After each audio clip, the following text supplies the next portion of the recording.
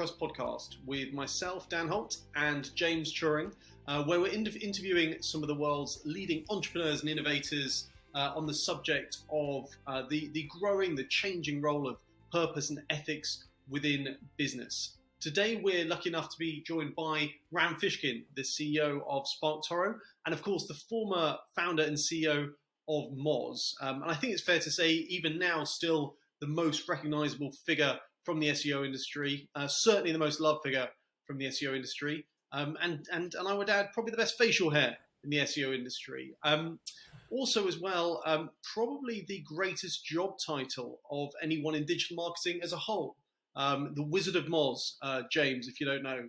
I just wonder, Ram, was that your moment of inspiration or somebody else's? That was my wife, Geraldine's. Amazing. I bet you were like, yep, we are going with that. The odd thing about Geraldine is she can come up with clever aphorisms in seconds and do it again and again. So it it wasn't much of a moment. It was just okay, this is you now. That's awesome. So before we jump into the questions, perhaps you can just give us a quick update on how things are going with SparkToro. Yeah, good. I mean, obviously we are very early stage still. There's just two of us, myself and Casey, but we've got about 500 customers, and we're profitable and growing, and yeah, trying to make a little bit of a dent in a world that is very dominated by throwing money at Google and Facebook, which we think is not the best thing. So my first question then, and I should say that one of the reasons why I was so keen that we included you in this interview series, Rand, is because within the SEO industry, I think it's fair to say that you were really quite famous for not only putting ethics front and center of the way that you operated, but almost seemingly to the point where you might put other people's interests ahead of your own. Shouldn't everyone do that? I don't know, right? Isn't the idea of ethics that one puts one's ethics and the morality of the greater good ahead of one's own self-interest and the profitability of your company and your growth? Otherwise, you are obviously, clearly a bad person who is doing evil things. I mean, I'm not sure. I don't. Other than, to me, that's the definition of evil, right? It's not. Oh, I'm doing all these whatever horrible crimes and murder and those kinds of things. That's sort of vast extreme evil. But the vast majority of evil is people doing things in their own self-interest or the self-interest of their companies, and sacrificing things that they know to be good and doing things that they know are not great for the world around them, for the people around them, for their team, their employees, their customers, their ecosystem, in order to get more money. That's greed, right? And when you lean into that greed at the sacrifice of good things, that's evil. Okay, but I wonder from a commercial point of view, whether or not the overall effect has been kind of net positive or negative. So I mean, I think it's fair to assume that way of operating goes a long way towards explaining why you became such a popular figure. But presumably there were some instances where it also came at a personal cost from more of a kind of an entrepreneurial, a commercial perspective. Let's see. I hope that it. I think that, Dan, you're sort of getting at the core challenge of capitalism as a whole, which is essentially that the incentive model is to do things with negative externalities on the world and people around you in order to gain wealth faster or more efficiently than them. And I think that well-regulated capitalism can potentially overcome a lot of those hurdles and sort of modify those incentives to the point where you get close enough that most people will make right decisions. But if you're asking me, in my career, were there plenty of opportunities for exploitation, for doing things the more pure capitalist way and making more money and probably being viewed as more successful? Absolutely. Just thousands every day, all the time, right? No question about it. But also, um, the the temptation to do that has never been particularly strong for me. That's awesome, and I think that was always really evident in how you came across and how Moz as a whole came across. In fact, I remember back in the day when we, as a company, all used to watch Whiteboard Friday. I remember one of the things that really struck me was the Moz values. I think they were called TAGFI. Was that right? And the way in which they not only presumably played a big role in attracting prospective employees to Moz, but they also played a big role in the kind of broader community experience, the customer experience. Now, it seems like in the last 10 years, every company has developed a set of values. But from my experience, it seems so often they're just kind of sat tucked away in a drawer somewhere, gathering dust, or perhaps on a remote corner of the company website. I just wonder, to what degree is it important that companies are just as specific about the mechanisms to embed their values as they are about having the values in the first place? Yeah. So what's interesting is historically in my career, I valued writing those values down, making them a concrete part of the company's mission and vision, and embedding them in all sorts of places, right? How we did hiring and onboarding, how we sort of graded our team when it was time for reviews and promotions. And what I've discovered was that it scaled to a small team, but not well to a large team. So, at about 40 or 50 people, I would say those values started getting stressed. And by 100, 150 people on the team, I think, you could argue there were enough pockets where they weren't truly being practiced, or they were being perverted to such a degree that having the values alone was not the way to do it, right? Instead, you needed more structured sort of rules and regulations and practices and ways to do things. And I think, this is the frustrating part about scale at any business, any organization, right? A not-for-profit, a sports team, doesn't matter, an online community, right? You can get by with a sort of, hey, James, Dan, let's act this way toward each other. And that works great.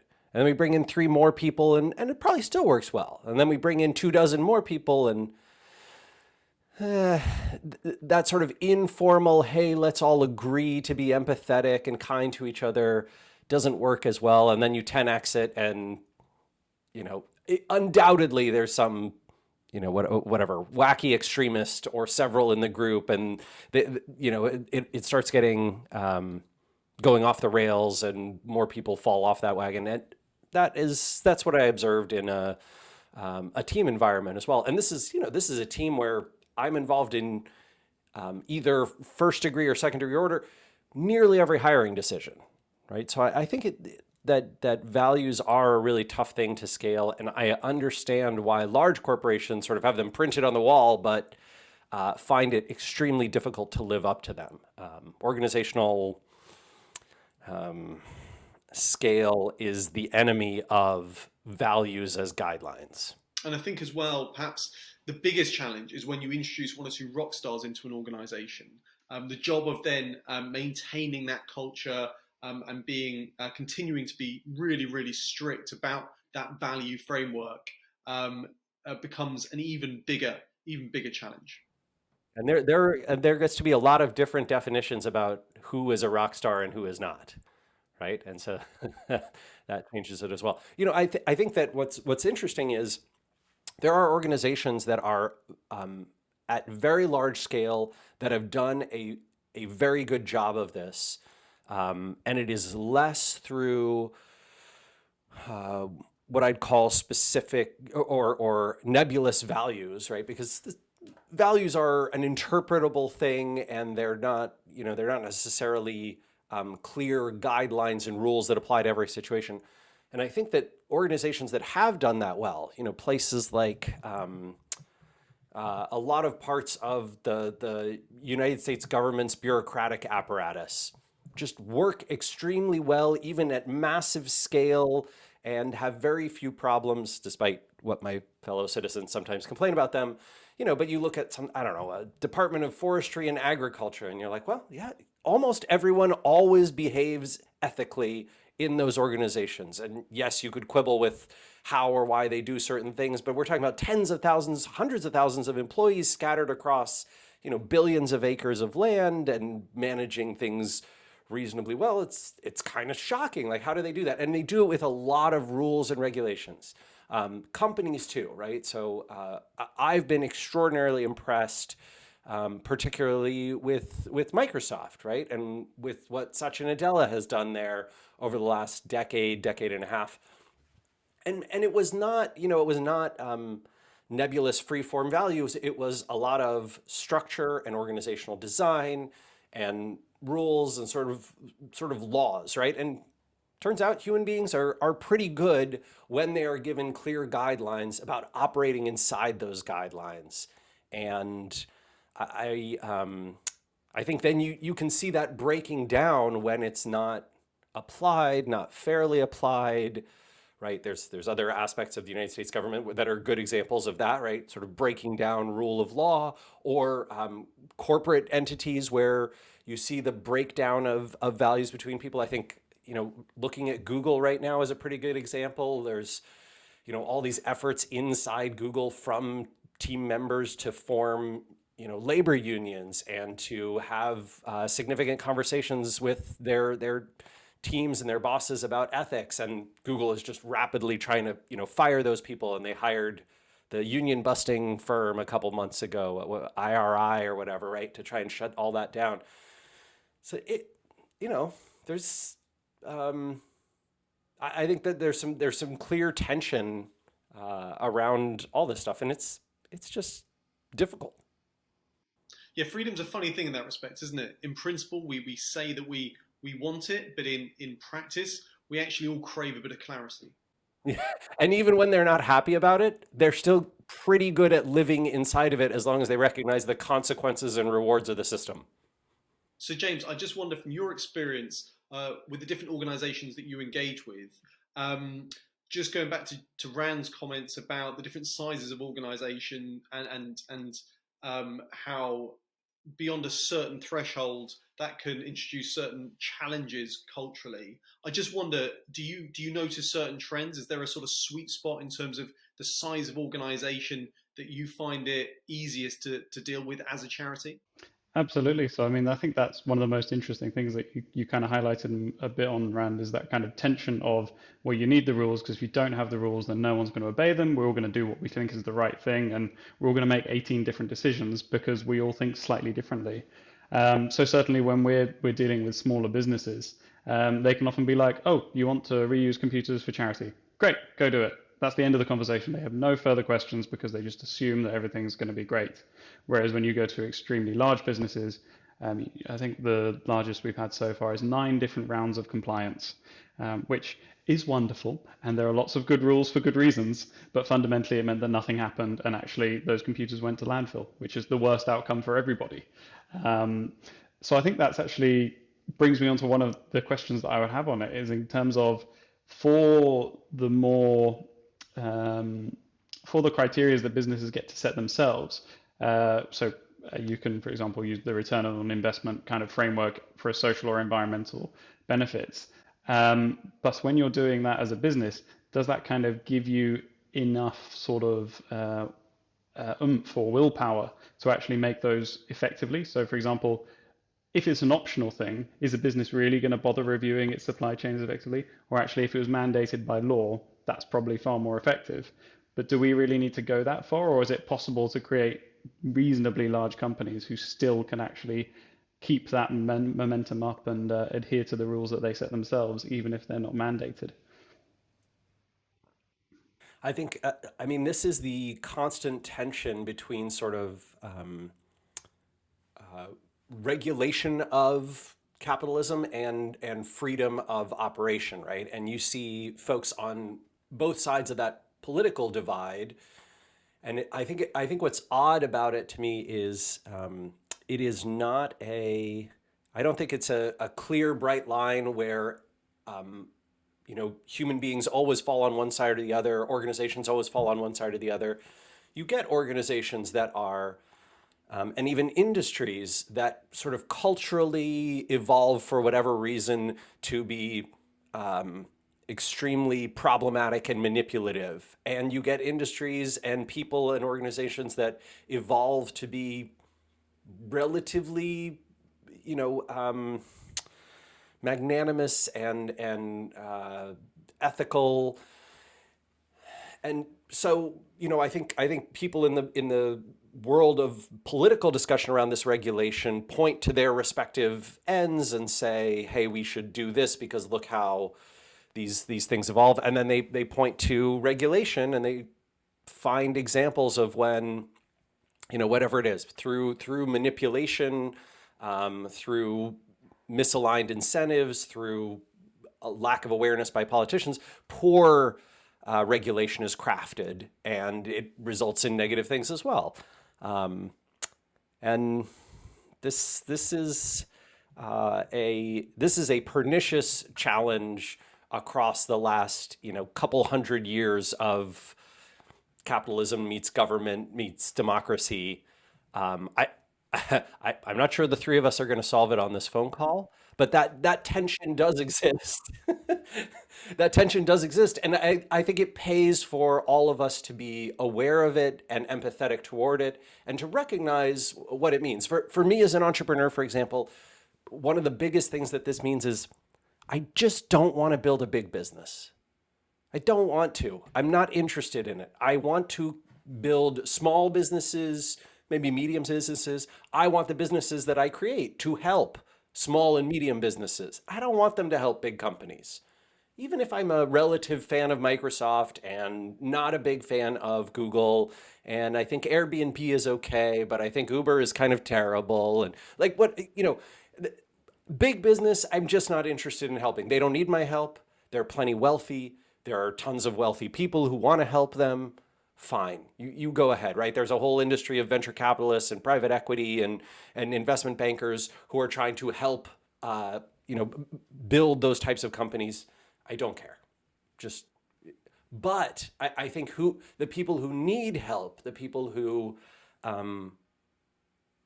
are almost always ethical and operate inside these constraints that are often constraints of size, are the ones who are deserving of help, are the ones who I really am interested in helping. They're the stories I like to read about and tell.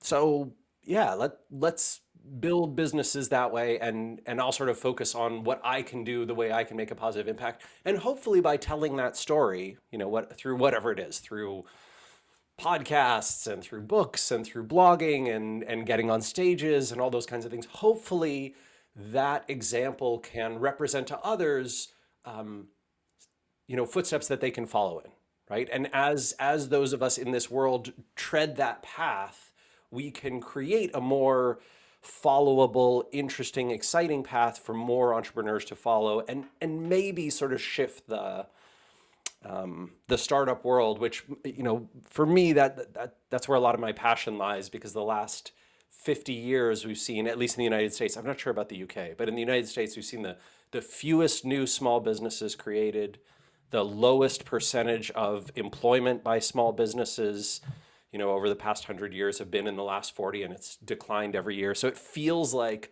startup world is booming, but in fact the opposite is true. We're sort of biased to a few high growth tech companies, and I don't like that. Do you have a sense of why that is? Do you have a sense of what's underpinning that trend?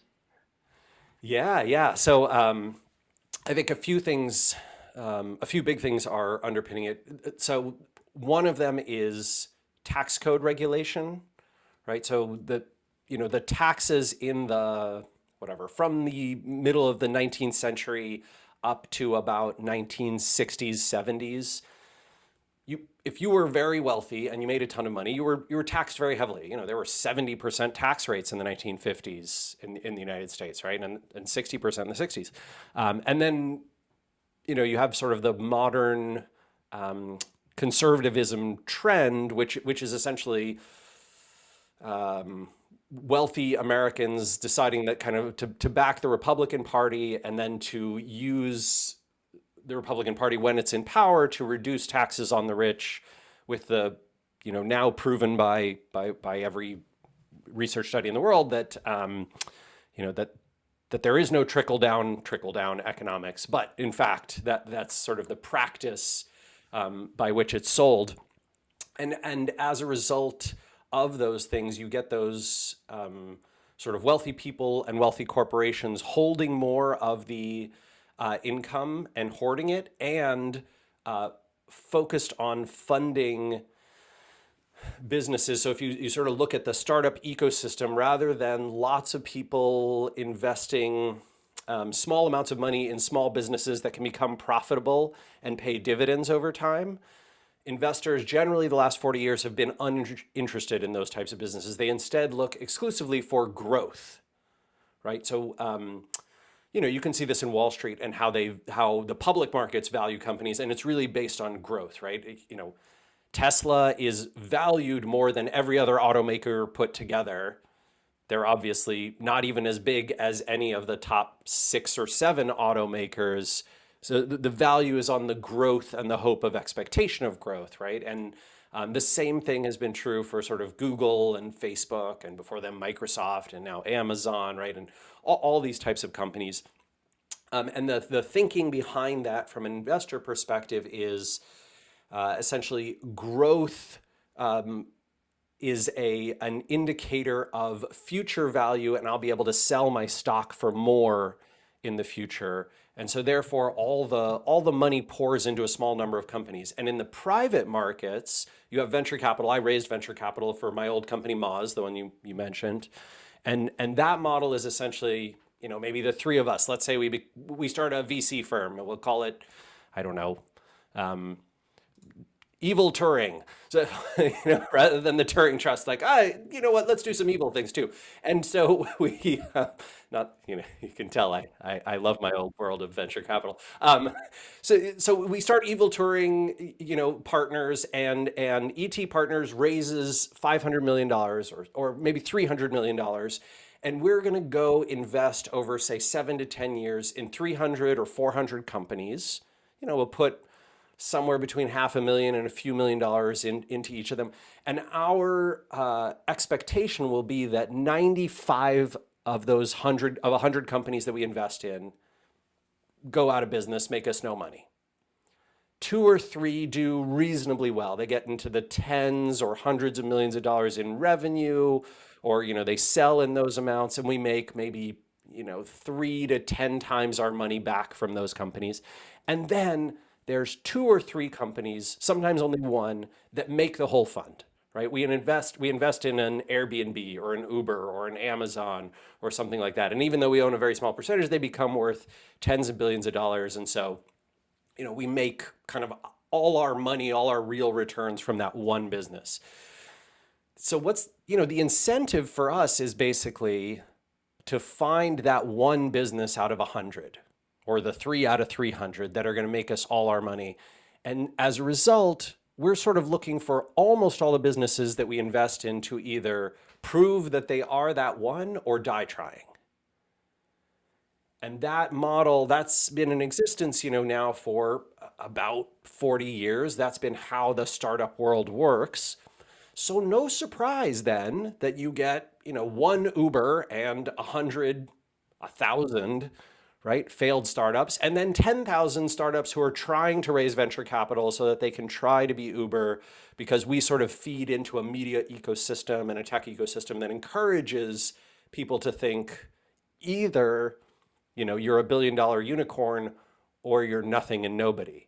And building a small, profitable millions or tens of millions of dollars a year business that, you only have to work 30 or 40 hours a week at, that's adorable. You're a lifestyle business, right? And we pejoratively, sort of rain on those parades as much as we can to prevent entrepreneurs from thinking that that's an acceptable path.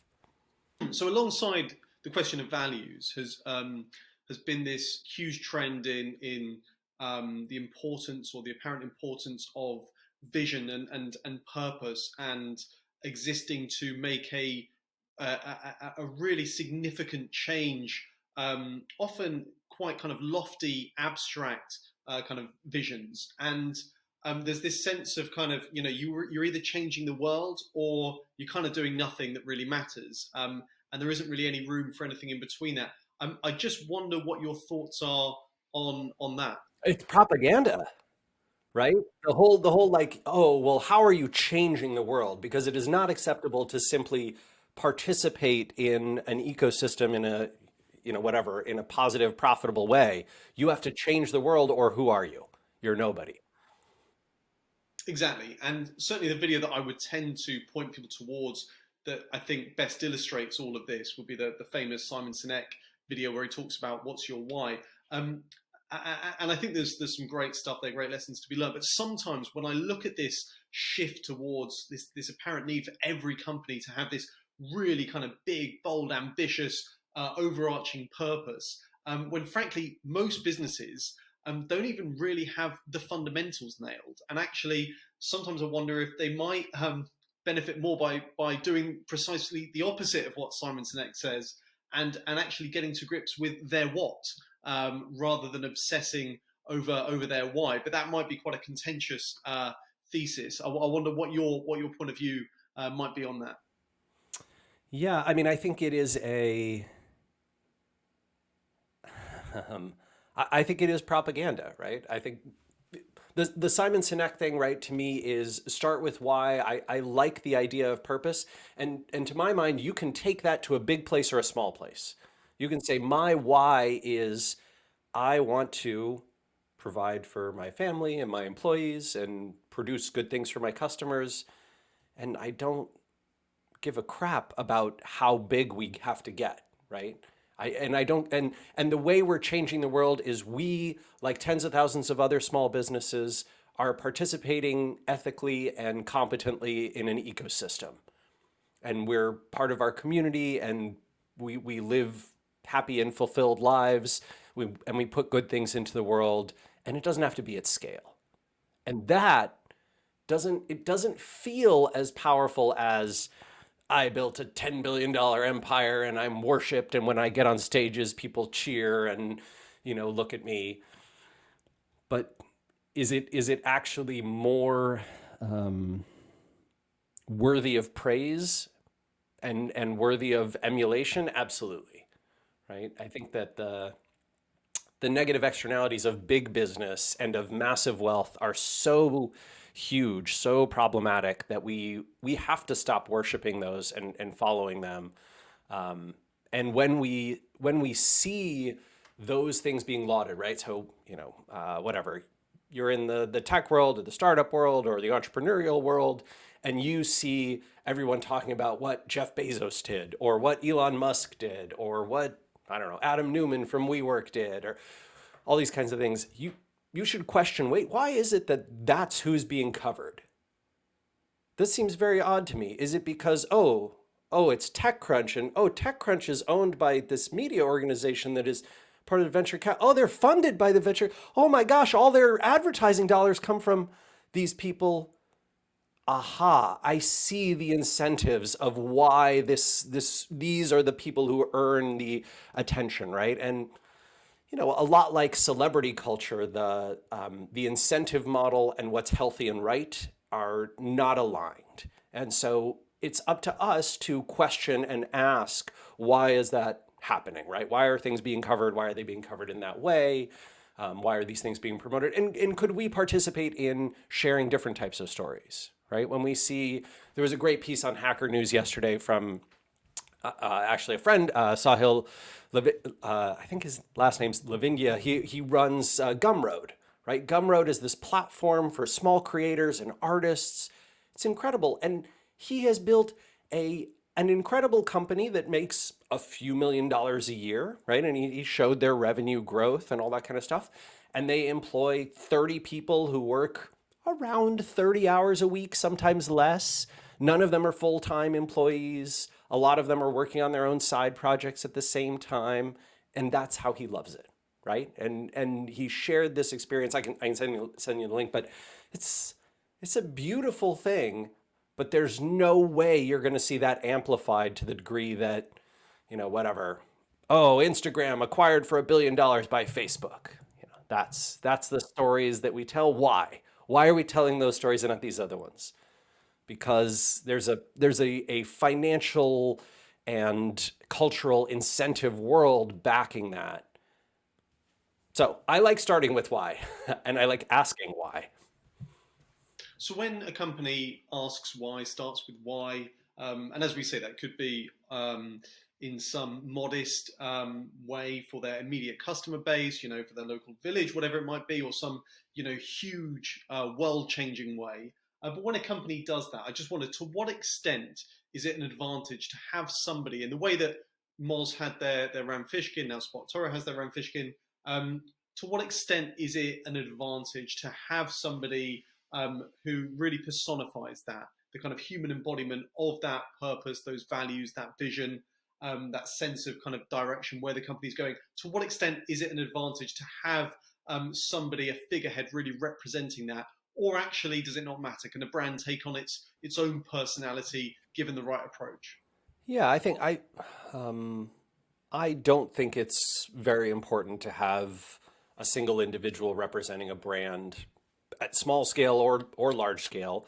I think in the venture backed world that I was in, which was growth focused, it's actually probably a negative to have a single person who's strongly associated with the brand. And I think that's something in the later years that I was at Moz, I was actively working against, right? Trying to build up more of a cache of different personalities and people and more of a brand association. And in fact, Moz in its space, I would say, was surpassed by a couple of competitors who didn't have that same personality driven brand focus. So I don't think you need it. And if it works for you, great. And if it doesn't, don't worry about it. Presumably as well, to operate a business this way and to attract investment, you need to find a certain kind of investor because they've been trained, educated to look for a certain kind of thing for so many decades. So if you're going to operate in this quite sort of, what could be perceived as kind of commercially counterintuitive way, presumably you might have to work quite hard to find the right kind of investors. Yeah, I think you have several options on this front, right? One is to find investors who are aligned with your model and your structure. Two is to self-fund, right? Bootstrap. A lot of people can build services businesses from home, right? Almost every consultancy and agency is built without, investor backing. Three is to look at some of the more alternative, emerging types of funds, right? Things like, for folks in my space, there are places like indie.vc and Village Capital and Tiny Seed Fund, which, full disclosure, I'm an investor in. Those types of structures are less about, the massive growth is the only way, and more about, hey, can you build a profitable long-term business and can we all benefit from that? So I'm excited about that trend and movement. I think there's going to be many more of those. I think in 10 or 20 years, you'll see the look back across the fund performance and capital allocation will change because of how relatively poorly venture capital performs and how I think these profit long-term focused funds will perform. There's still the tax problem because they're taxed in a different way. But and then the fourth option, which is pretty exciting now, is crowdfunding, right? Everything from Patreon, where like individual creators are getting funded by their fans and their audience, to Kickstarter and Indiegogo and self-hosted crowdfunding options. That's a pretty exciting world too, right? To have the people who want your product and are excited about you building it to fund the thing before you build it so that you can get it to market. Yeah, we actually considered that very strongly for SparkToro, just because it had a lot of, there's a lot going for it. We eventually decided to do private investor, mostly because we had a lot of very kind offers around that. And it helped us get to funding much faster. But I like crowdfunding a lot too. Brilliant. Do you mind if I jump in with a slightly self-indulgent question? So one of the things I was curious about, correct me if my research is wrong, but I believe you have supported at some point the charity Give Directly, and so familiar with their work. Brilliant. Yep. So one of the things that I think Yeah, they we kind do. of, okay, sorry, go ahead. I do a lot with them. Yeah. Okay, wonderful. Because one of the things I love about their model is the way that it's trying to create a baseline of efficacy. If you can't beat simply giving the money to a poor person, what on earth are you doing? You need to start again, because that should surely be the minimum, which I think is, for starters, unbelievable that that hasn't existed and we haven't started that using that 100 years ago, if not more. Um, but in that sense, it kind of, to me, indicates a kind of trend of you need to be able to prove your purpose in that sense. You need to be able to demonstrate how you're not only you're definitely doing something that sounds nice about it, but you're actually proving that you're doing the most efficient thing possible about it. And so I wonder whether that's something that you perhaps see in the way that people are thinking about charity and charitable giving, and whether that's something that companies also try and particularly look for in terms of CSR type relationships. Hmm. Yeah, I mean the whole challenge there, right, is Give Directly is so for folks who are listening who aren't aware, they basically literally just give cash to people without means, and I think they started their pilot programs in a couple of African countries, including Mali, and oh, Kenya's quite a big one, and Uganda as well, I Uganda. think. Yes, yeah, that's right. Right, and essentially, the idea was, hey, what happens if we give people, $100 a week for 6 months or something, right? And let's see how that performs. And then Canada has run studies on this, Denmark's run studies on this, Portugal's run studies on this. A bunch of other countries have tried this, and in every case, the expected outcome, especially from people of a certain political persuasion, is like, oh, well, they'll just, whatever, waste it on alcohol and drugs or bad things, or, all these. And of course, the reality is, nope, they invest in, like, housing and healthcare and education and whatever, paying off debts and helping family members. And then, of course, what you get is that money goes into an ecosystem and returns massive dividends, right? Because those people spend that money in their own communities, and then other people get opportunities to build businesses, et cetera, et cetera. So extremely positive. But the reason that Give Directly, as opposed to many other charities, have to prove themselves, is because people just don't believe it'll work. Right, so they have this incredibly strong incentive to have to show their progress and do so in an extremely rigorous way, because they know they're going to be picked apart by primarily political conservatives, at least in the Western world, right, who believe that giving money to poor people is a bad thing, because if you're poor, you must deserve to be poor and, like, be a bad person somehow or something.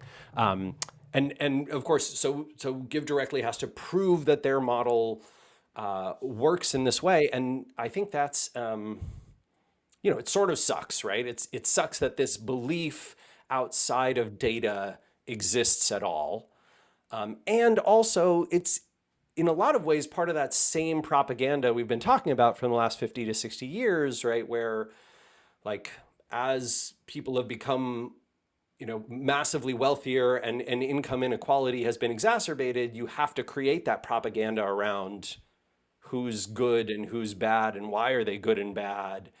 And so this stuff is all connected, right? And Give Directly, one of the reasons that I love them so much is because they're fighting against that foolish belief that if you give people without money, they'll do bad things. And Yeah, I love their mission. I love how they've been acting, and of course this past year they opened their first U.S.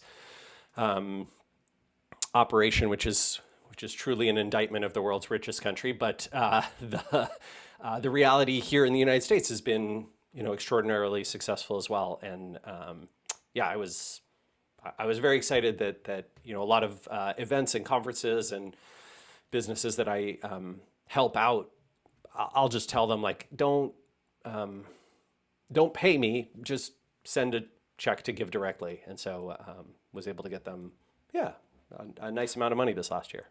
Well, look, Rand, I think we've taken up loads of your time already. It's been absolutely amazing. My expectations were high. I knew you were going to be sensational, but you've surpassed even those huge expectations. So thank you so much. Really, really enjoyed it. Thank you as well, James, for your questions and your input. No, James, Dan, thank you so much for having me. It's great to be here. I look forward to joining you again in the future, where we can chat about terrorists taking over the U.S. Capitol and the lizard people that rule us all. I'm excited for that. And we're going to have to get the ball rolling with evil Turing. I've actually snapped up the domain while we've been chatting. Oh yeah, yeah, that's right. Evil Turing Trust. Yeah, it's done. We're on our way. So look, thank you so much, guys. It's been absolutely fantastic. Loved every second. Really, really appreciate your time. Take care. Take care. Cheers. Thank you very much.